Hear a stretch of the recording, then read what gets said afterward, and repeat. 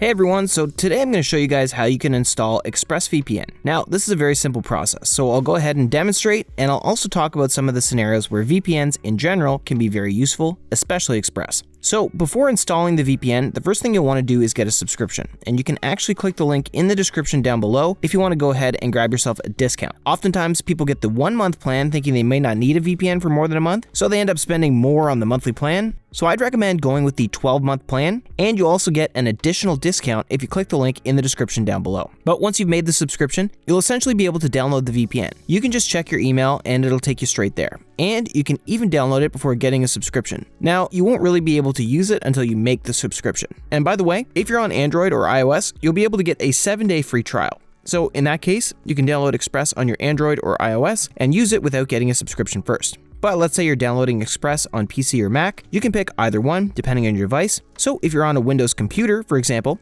go ahead and click Download Windows VPN and it'll start downloading. And once it's downloaded and installed, it'll look a little something like this. So now let's say you're trying to download it on the iPhone or Android. Again, it's very simple. You just go to the Play Store or the Apple App Store, type in ExpressVPN, and you'll be good to go from there. Just hit next until it's all done. So that's basically it as far as how to download the VPN. Once you have access to the application, whether you're on Windows or iPhone or iOS or whatever, you can log in and it'll look like this. All the applications, whether you're on your smart TV, your iPad, your Android, your iOS, your Mac, it'll look incredibly similar. And once you know how to use ExpressVPN on one device, you'll be able to use it on all other devices because of how simple the design is and how easy it is to use. And you can secure up to 8 devices, by the way. Now, as far as the features that are available in the VPN, you can check out the review below if you'd like to learn a little bit more about them. But generally speaking, all you need to know about Express here is that it has 3 main features: the kill switch, split tunneling, and advanced protection. So the advanced protection is just going to block ads and malicious sites and whatnot. And the kill switch will stop your internet connection if the VPN disconnects unexpectedly. So this is really useful if you want to make sure that you're only going to be connected to the internet while you're secured by the VPN, so that no ISP or government or any outside party will ever be able to know what you're doing online, even when you lose connection to the VPN. Now, split tunneling is basically a feature where you can choose which applications use the VPN and which ones don't use it. So you could have your VPN affect a couple of applications while leaving the rest of your connection outside the VPN tunnel, or the other way around.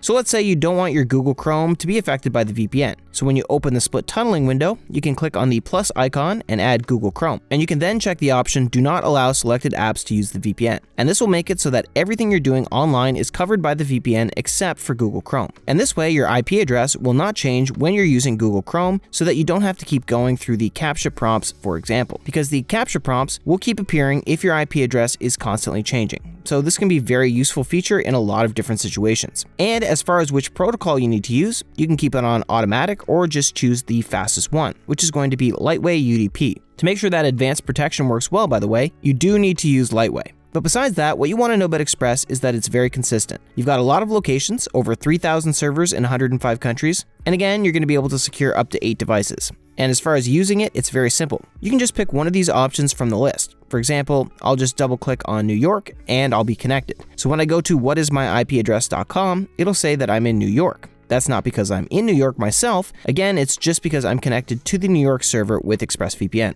Now, as far as the most common or most popular use cases for ExpressVPN, or just any VPN in general, it's when people want to stream. So let's say there are libraries or streaming services or movies and TV shows that are not available in your location. What you can do is use a VPN to connect to the right location and basically access them as if you're in the location that you're connected to. So let's say I want to connect to the Italian or German server or Canadian server. I'll give you a specific example. Let's say I'm Canadian and I'm currently visiting Europe. I may want to use a VPN to easily access my Canadian banking application, or to continue watching my favorite Canadian shows that are exclusive to Canada's Netflix library. Because normally, the moment I'm out of Canada, I won't be able to view them. So I'll just select the Canadian server and connect to it, and double check that I'm indeed connected to the correct server. I'll just go ahead and refresh, and you'll notice that it says Canada on the IP finder. Now, another use case, besides streaming, is when you use a VPN to secure yourself while you're torrenting. Because if you didn't know, when you're torrenting, your IP address and location and country will appear to anybody else that's downloading the same torrent. So that's not the kind of information you would want to compromise. And besides that, you can also secure yourself while you're on public Wi-Fi. So if you're using your phone or your laptop in the library or in a coffee shop, you definitely want to make sure that you're using a VPN whenever you're on any unsecured public Wi-Fi. And obviously, there are many other uses for VPNs, but these are some of the most common ones. If you'd like a little bit more information on Express, you'll find the full review down below. And you'll also find links to pricing and discounts if you'd like to take advantage of that. And of course, keep in mind there's a 30-day money-back guarantee. So let's say you get Express, but in 20 days you're like, oh, I don't actually like it. I don't need it as much as I thought I did. You can just ask for a refund. So you do have these 30 days to just try Express out before you fully commit. And if you don't like it for whatever reason, you can ask for their 24/7 live chat support for a refund, and they'll get it to you within 3 to 5 business days. So there's really no risk in testing it out for yourself. And that'll be all for today's video. Thank you so much for watching. Don't forget to check out the links in the description to grab yourself the best discount possible. Like and subscribe to see more of these videos, and let me know in the comments if there's anything cybersecurity you'd like me to cover. Again, thank you so much for watching, and I'll see you in the next one.